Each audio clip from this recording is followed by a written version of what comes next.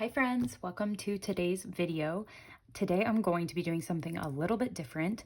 Instead of doing cash stuffing or budgeting, we are going to talk about how to save money when you don't have any money, or how to save money when you're paying off debt, or if you just don't have a lot of money to save. So what are the small ways that you can save that really add up over time and maybe take some more patience, but can lead to more spending later if you do be diligent and keep at it. So I'm going to start by talking about a few options that you probably already know about, but I'm going to mention super quickly just so that you, in case you don't know about these opportunities, you can be in the know. The first thing I want to mention are the reward apps that are very passive, not a lot of work.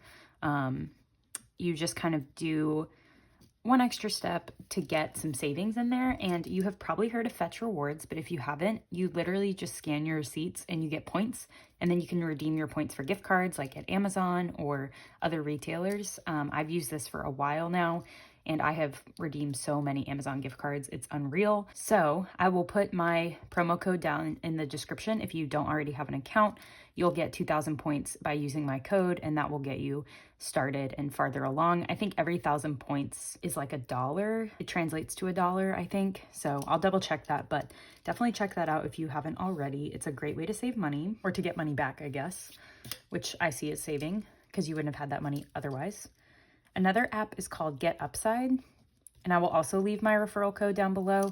This is for gas and in some areas groceries, but it doesn't exist in my area for groceries. But you basically can pull up the app and see where gas stations are near you, and you go to one and you check in, and as long as you use your card, it will recognize you made that purchase and it'll give you cash back on the app. And then once you have a certain number of points, you can redeem that for either, I believe, either gift cards or just a direct deposit to your account of money. So I'll link my promo code in the description as well, because when you sign up using my referral code, you do get some points automatically for that. One more app I will mention is the Achievement app. If you wear an Apple Watch or some sort of fitness tracker, I highly recommend it because it's kind of like a health app, and they track your steps and your heart rate and things, and they use that for scientific reasons and just like data collection. And so by signing up, you get small amounts of points. This one does not add up as fast as these two do, but it is pretty passive, and they have a lot of survey opportunities. So if you're diligent, you can like go into the app and fill out some surveys and get more points faster doing that. So sometimes if I remember, if I'm sitting in bed at night or waking up, I'll log into the app and take whatever surveys are going on, and I'll get points that way. And then once you hit 10,000 points, you can cash that out for a gift card as well, or a direct deposit, I believe.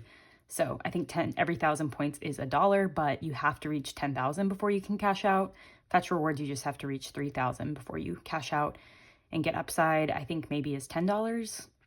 I can't remember on that one. So all of these I will link in the description, my little links, referral codes that will help get you points off when you join. And it will also give me some points. So full disclosure, I would also benefit from that. So if you want to help me out, feel free to register down below. So these are kind of the app things that I do. There's many more like Rakuten, Ibotta, other things, but these are the ones that I have committed to because I found having too many was really overwhelming. So I picked these three, and those are the three I'm working with. So moving beyond apps, we'll talk about change. So obviously, everyone is talking right now about, and has been for a while, the coin challenge. And that is where you don't spend any of your change and you put it in a jar. And so I have been doing that just for a few months, and I already have a lot of change built up. I have no idea how much this is. I refuse to count it until I fill the jar. So I will find out sometime this year when I fill the jar. But that's an easy thing, is I just don't spend change and I keep it. Obviously, I started spending change during the coin shortage, but there's been less discussion about the coin shortage now. So I have started saving it again. But other than that reason, this is a really easy way to save. Just round all your purchases up, and you probably won't miss a few cents here and there. And it's easier than like the $1 and $5 challenge, where you lose whole dollars that you could use for things that you need if you're on a small budget or you're paying off debt and trying to be really intentional with every single dollar. So this challenge I found to be very, very easy and useful. And once you get into it, you stop missing the coins in your life. So I really like that challenge, but I also use my card a lot, right? So like I make Amazon purchases and like things that I just have to pay myself back for with cash. So I looked in to see if my bank had a similar setup, and they do. So if you bank with Bank of America, there's a program called Keep the Change.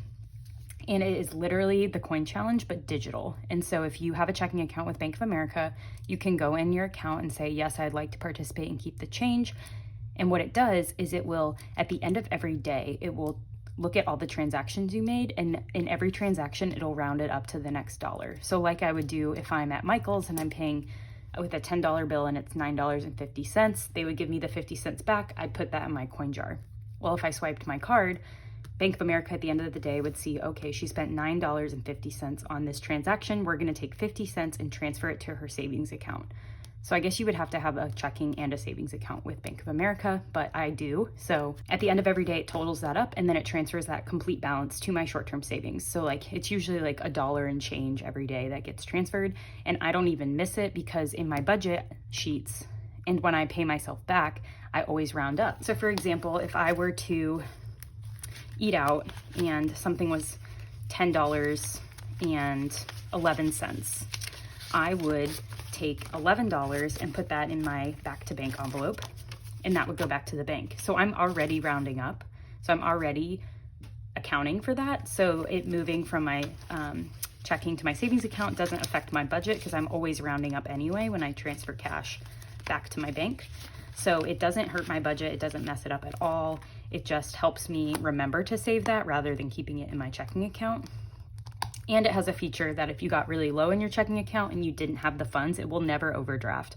So if you only have $1 in your account and it wants to transfer $1.25, it won't do it because if you transferred that, you would overdraft. So it's pretty smart, and it knows when to transfer it and when to not. And that's just passive, and it's easy, and I love it. So check, even if you're not at Bank of America, your bank might have something like that. So give them a call or check it out online and see if they do offer that, because it's another super passive way to save, especially when you're on a super low budget or very tight budget. Another thing that I do is people are calling it the rollover challenge, and that is just if I don't spend these $5 in toiletries, instead of letting it grow and accumulate, I take this and I put it into savings. So I have sinking funds, so I'll take this and put it into my household sinking fund, because if I did need toiletries that were more than $5 in any given week, I would take that out of household to pay for it. But you could take this $5 at the end of the week and put it into your emergency fund or put it wherever your savings goals are. And that's a pretty easy way to make sure that your weekly spending is budgeted correctly and to also help you save money every week. And then if you spent all your money, you just don't save that week, and that's fine. When you're on a low budget, you do have to get a little creative, and sometimes you can't save a lot or even save frequently, so that's okay. Another opportunity that I do is I am participating in a savings challenge, but I'm not using any savings challenge that anyone else is doing because they just don't work for me. Like, I don't give myself a lot in my envelopes. Like, eating out, I give myself $25 a week, which is not a lot. So I don't want to do the $5 and $1 challenge because then I would have nothing in this envelope ever, you know? So those really don't work for my budget. And rollover is kind of the only thing I do with my weekly spending. So I wanted a savings challenge, but I can't do the 100 envelopes. I cannot save $100 in 1 week. I just don't have it. I can't do the 52 weeks challenge. I don't have $52 in a given week to save. So what I did do is I said I was just going to make my own, and I did. I just was like, you know what? How much can I afford every week? And I said no more than $20. So then I just made my own challenge. I said, okay, what could get me to 400? Well, I needed the numbers between 5 and 20, and then I needed a lot of extra 20s to get to 400. But you could say, like, I want to save $200 in 6 months, and you could adjust these numbers to make it fit your budget. So you can come up with fun things that fit what you can afford and then do that. Because for me, I would be setting myself up for failure. If I did the 52 week, I could do it. It would just mean I couldn't save for anything else. But if I can't save for a trip that I'm taking this summer, and now I go on the trip and I don't have any money, now I'm going to put that on my credit card. I'm back in debt. All of this was for nothing. So just come up with your own savings challenge, you know, figure out what your budget is and will allow, and then do that. So I'm gonna call this the DIY savings challenge. Another thing that I've started doing is just coupons, just being really intentional. I try to sign up for mail coupons, like getting my grocery store to mail me coupons and weekly ads and things. That really helps. I also have downloaded the Honey extension onto my browser. So if I'm ever buying stuff online, I know Rakuten also has one, so you could look into those, but I have saved so much money because they find the coupons for me and I just apply them at checkout. So both of these are great, and I'm not sure if I have referral codes, but I will put them down in the description if I do, so check that out and see. I just have not checked recently. Another way that I save money is, this is kind of like making more money, but I am selling stuff. So I have gone through my room on a variety of occasions, and I have just found piles of things that I don't need, or that I thought I was going to use and I never did. And most of them are in great condition. And I have been making so much money on Facebook Marketplace by selling stuff for $5, $8, $10 here and there. So that's on Facebook Marketplace. Running out of room there. But another place that I've sold things is on Poshmark, which I'm sure y'all have thought of that idea already, as well as Mercari. I've had a lot of luck on Mercari, more so than on Poshmark. So I think Poshmark's more for like high-end things. And Mercari, I sold like a used happy planner on there, and I've sold, which was a suggestion given to me by Suns and Roses. So shout out to Suns and Roses for the Mercari suggestion for my used happy planners. But I've sold like coloring books and other things on Mercari. So check those out if you haven't, and just don't be afraid to sell your stuff for not a lot of money. If you're not using it and you could get $5 for it, get the $5. Like, you're not using it and you could use the $5, and those small amounts really do add up fast if you track them and pay attention to where you're putting that money. So the next two ways that I save money with not a lot of money are ones that I haven't heard people talk about a lot, and maybe that's because they don't seem as obvious, but I wanted to talk you through them and give you an example. I forgot to mention these tips in my explanation, but other things that I do to save money is I recently called my auto insurance and told them that I'm no longer driving to and from work every day, and my premium dropped by about $10 a month just by them updating what my typical mileage is. So I would give all of your insurance companies a call and see if there are ways to lower your rate. And for me, $10 a month really does add up. So I zoomed you in a little bit, and these have to do with if you're paying off debt specifically. So if you want to save money and you're paying off debt, pay attention, because these will definitely help if you're willing to do them. So the first one is, it's a suggestion. I don't think it's a, you have to do this to save money, but for me, it's using the debt avalanche method rather than the debt snowball method. And that's kind of controversial because a lot of people love debt snowball. And I do think the debt snowball method is important if paying off debt is an emotional experience for you. So if you need and want small wins, please ignore me and use the debt snowball method, because the debt snowball method, you will get more satisfaction faster. And if that motivates you, then screw it. Don't save the money. Just spend the money to be able to get out of debt, because the debt avalanche is not for everyone. And if it doesn't work for you, you're just going to stay in debt longer, and it will end up costing you more money because you won't be as aggressive at paying down your debt. So if that's how you are, just do a honest self-assessment. There's no right or wrong way to do debt payoff, in my opinion. So if the debt avalanche is not going to work for you, please stick with debt snowball and just fast forward through this part. But if you want to save as much money as humanly possible, then the debt avalanche is the way to go, only if it motivates you. And saving money motivates me. So I go with the debt avalanche, and that is because you save so much money in interest in the long run. And that is because the debt avalanche method starts by you paying all of your extra money towards your highest interest debt and getting it gone first, which will save you a lot of money in interest long term. So this is a long-term savings idea. But if you're into that and that motivates you, then definitely go with debt avalanche, because it really, if you have a lot of debt, it really will save you money. And I've seen that with me, because I literally got a spreadsheet and mapped out like, okay, if I paid off my debt using snowball versus avalanche, when would I be done paying off debt and how much interest would I save? And the snowball method will take you longer because your interest will accrue, which means you will gain debt that you then have to pay down. So it will take you longer and you will end up paying more money. And the debt avalanche will take you less time and will pay off. You will save money by not having to pay that extra interest. But again, that only works if you're still equally motivated using either method. So if you're not going to be motivated doing debt avalanche, Snowball will actually save you money because you'll be motivated, you'll pay it off faster than you would if you use that method. So if you have a ton of debt and you're like, I just want to make less minimum payments, then go with Snowball and knock out your smallest debts first. But if you want to save the most amount of money and be done with your debt payoff the fastest possible window, then go with Avalanche. Pay your highest interest first, get that gone, and then go to your second highest interest, etc. That's just usually a little less attractive because high interest debts are usually the higher debts, and so they take longer to pay off.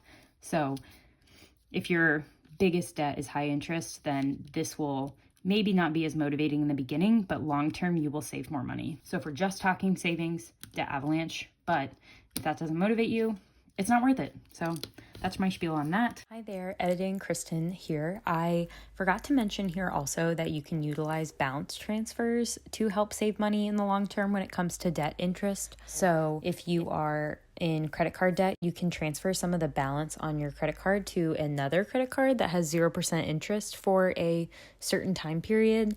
I did this with the Citi Double Cash card, and there are so many other 0% balance transfer cards out there. That was just one that I had a friend that could vouch for it, so I chose it. So basically what you would do is transfer a balance off of your high interest credit card onto a new credit card that has an introductory 0% APR. So you will pay no interest on it for a certain period of time. The offer that I got was for 18 months. So that's really great, but it will only save you money if you then try to pay it down before the interest kicks in. But you do pay a balance transfer fee, which for me, it was less than 1 month's worth of interest. So for me, I saw it as I was going to pay that money anyway in interest, so let me just pay it to transfer the money, and in the end I'll save more money because I won't have those high interest payments every month. So that's one downside, is you do pay that fee, but to me that wasn't really a downside because it'll still save me money long term. The only other thing to consider is you usually have to transfer the money onto the card by a certain date to be eligible for the 0% APR. So read the fine print and make sure you know when those dates are, so that you don't transfer something after and now you end up paying a higher interest, because my Bank of America credit card has about a 19% interest rate, and this Citi Double Cash card has like a 24-25% interest rate. So if interest kicks in, I will end up kind of screwing myself and paying more money on this other card than if I had just stayed with my original card. So it's really important to read the fine print, read every sentence and highlight it, print it out. Do all of your due diligence before you actually sign off on this transfer.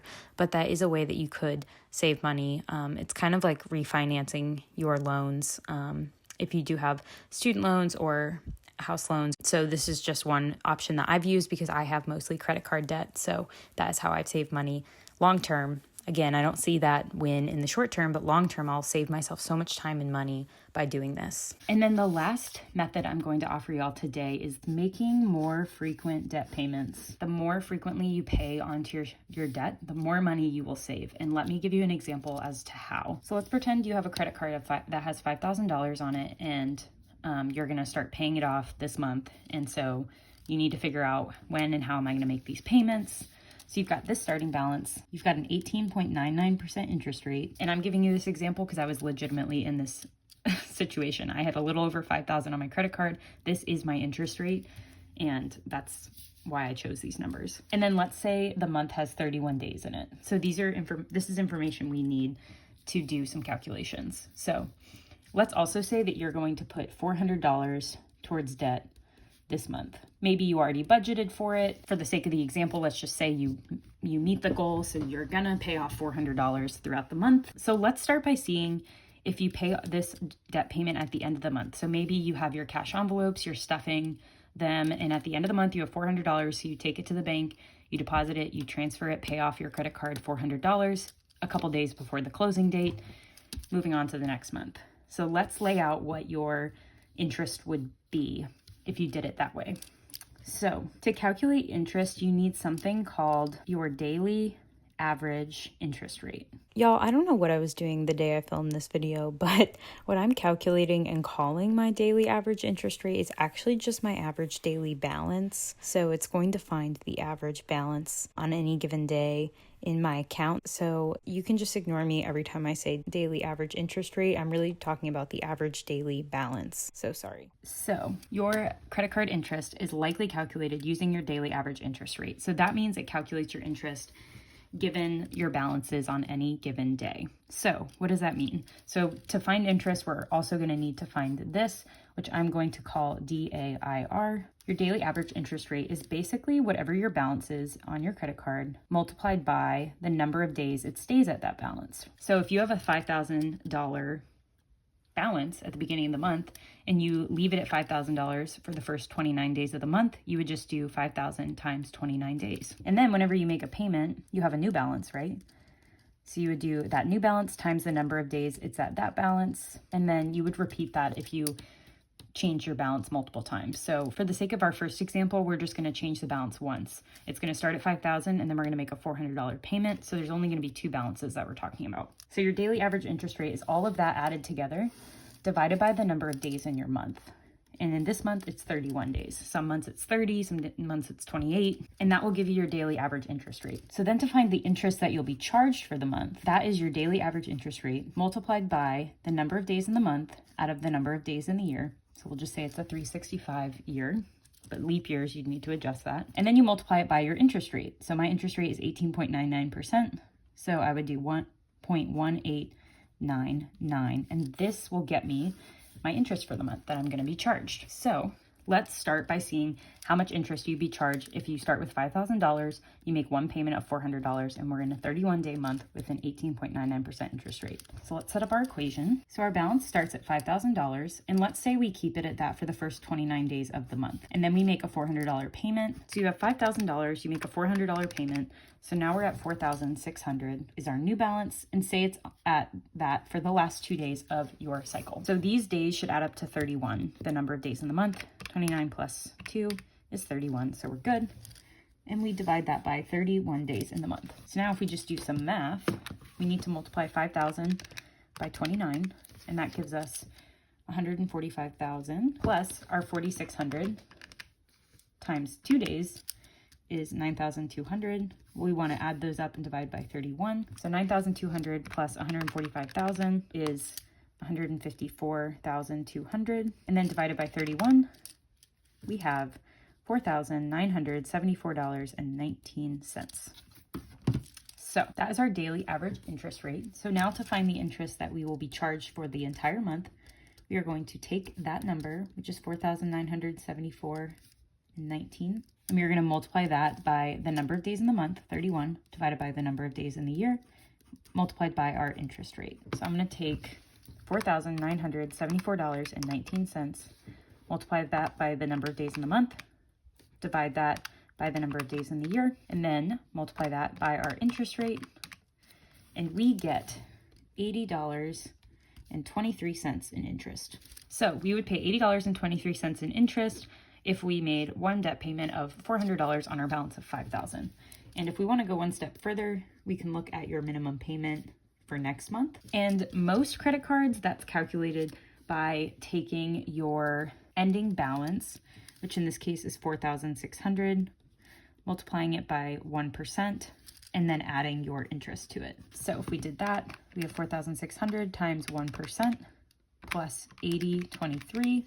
So our minimum payment the next month would be $126.23. So they'd probably round that to either $126 or $127. So you'd pay $80 in interest and you'd have a $126 minimum payment next month. So now let's do the same thing, but let's see what would happen if we made more frequent debt payments. So I'm going to put this to the side for now, but we will bring this back to compare later. So what I currently do is I make 2 debt payments a week, typically a planned payment and an unplanned payment. So we'll just see what that would come out to be if we were using these numbers. So our daily average interest rate is going to start by figuring out what is our starting balance for the month, and that's $5,000. And then let's multiply that by the number of days it stays at $5,000.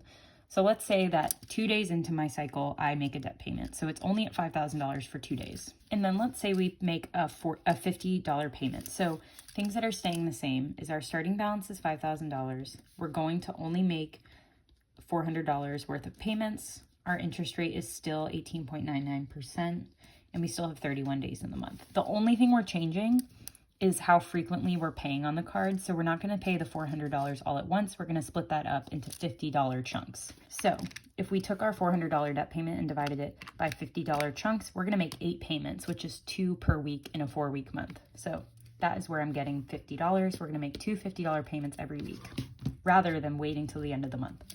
So if we paid $50 off of $5,000, we'd be at $4,950. And let's say it stays at that balance for 4 days before we make our next payment. Our next payment will also be $50. So now we're at $4,900. And let's say it stays at that balance for 4 days before our next payment. If we pay another $50, we'll be at $4,850. And it stays at that balance for 4 days before we make our next payment. And then it drops another $50 to $4,800. And it stays there for 4 days. I'm just using the same increments to make it easy. And then we pay another $50 and it stays there for 4 days. Running out of room. And then we make another $50 payment for 4 days, and it stays there for 4 days. And another one. And then our last payment gets us down. We've officially paid $400 on the card, and it stays there for 1 day. So you pay it the day before closing. It's only at that balance for 1 whole day. So that means you did 2 payments in week 1, 2 payments in week 2, 2 payments in week 3, and 2 payments in week 4. So that leads to paying $400 still, because our end balance is still $4,600, right? But we just paid more frequently. Now we're going to have to add all that up and divide by 31. So I'm going to speed through this, but I will write out all the values. That way y'all can check my math if you want to. But for the sake of time, I'm just going to speed up. All right, so all I did was multiply all these out, write them here, and now I'm going to add them up and divide by 31. So we ended up getting 4,806.45 for our daily average interest rate. So now we can go ahead and calculate how much interest we would pay next month if we paid off the same amount but with more frequent payments. So that is going to be our daily average interest rate times the number of days out of the year times our interest rate, which is 0.1899 or 18.99%. So we have 4,806.45 times 31 days divided by 365 multiplied by our interest rate.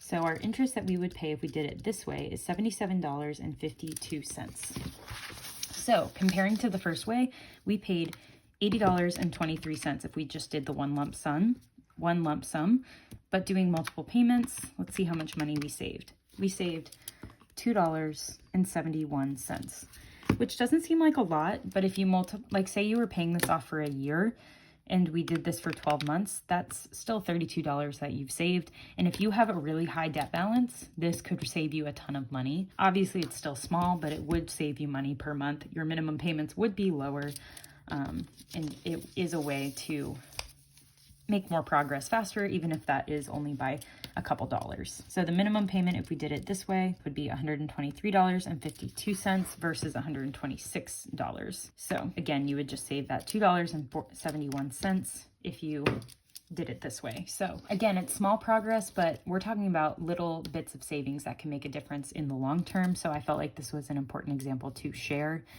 And if you're paying off a lot of debt and you're paying off a lot per month, just doing a smaller payment more frequently. So maybe going from one time a month to once a week, or that's how I started. I went from making monthly payments to weekly payments, and now I'm going from weekly to bi-weekly. And it's really not that bad, and you see progress faster, which I find motivating while doing the debt avalanche method. So some of it's just a big mind game, and it saves you money. So for me, knowing that the debt avalanche method is usually less motivating, what I did was decide, you know what, I'm going to be saving money if I make more frequent debt payments and if I pay my highest interest first. So if I can look at that and realize that I'm saving money and I'm going to see my progress happen quickly in terms of my overall balance, then I'm okay with that. And so I have gone with this method, and this is how I motivate myself. So if you're motivated in a similar way as I am, then I hope this will help you. If this is not appealing to you, then, keep on doing what you're doing, because paying off debt is paying off debt, and there's really no right and wrong way to do it, in my opinion, as long as you're doing it. That's just kind of my philosophy on that. Everyone's motivated by different things. And so really whatever is going to keep you on the path to paying off your debt, just do that, because what works for me will not work for you, and what works for you will not work for me. And that's fine. It's cool. So I hope some of these ideas were helpful. If they weren't, then I'm sorry. When I started my budgeting journey, I had no idea how I was going to save money, because I felt like I had no money, and I felt like all my money had to go towards debt. And so I just saw all these people doing these $5,000 savings challenges, and I just was like, I can't do that. So I had to find ways that worked for me, and honestly, it has really motivated me to try and save more.